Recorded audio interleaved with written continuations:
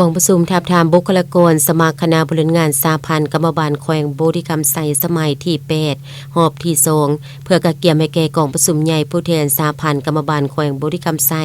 ได้จัดขึ้นในตอนบ่ายวันที่7พฤษภาคม2025นี้อยู่ที่สโมสรปกสแขวงโดยภายใต้การเป็นประธานของสหายโกไซสมบัติประธานสาพันธ์กรรมบาลแขวงเข้าร่วมโดยทานอุทิศแก้วลาห้องหัวหน้าคณะจัดตั้งแขวงมีคณะผู้สอบคันแขวงคณะบริหารงานสาพันธ์กรรมบาลแขวงคณะประธานกรรมบาลหักทานแผนกการออมข้างแขวงเข้าร่วม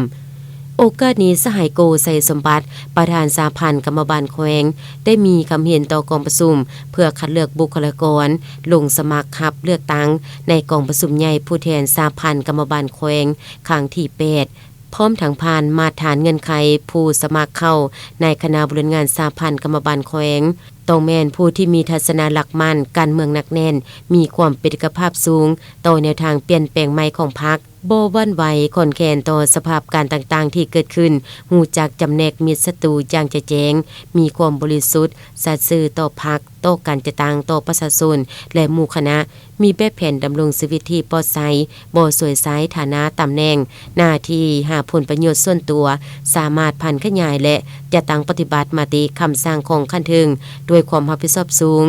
มีทัศนมหาชนอย่างถูกต้องเป็นแบบอย่างนำหน้าของกระบวนการและได้รับความเชื่อถือไว้วางใจ